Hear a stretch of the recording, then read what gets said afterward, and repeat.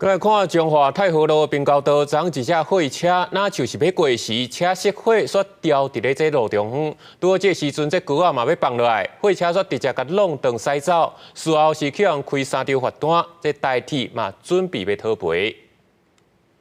民众的行车记录器翕到滨高道顶头停一只白色货车，驾驶落车甲长起铁路栏杆扣起来拼起后斗，就随驶车做走。还别把那一个撞下。车落这件事故，有民众看了感觉有影含糊。地点伫彰化市的太和路滨高道，为监视画面来看，白色货车驶到半路，雄伫滨高道停落来。尾后滨高道的号志咧弹啊，铁路栏杆也已经放落来。驾驶煞继续驶，停咧黄色绑仔线顶头，加载无发生事故。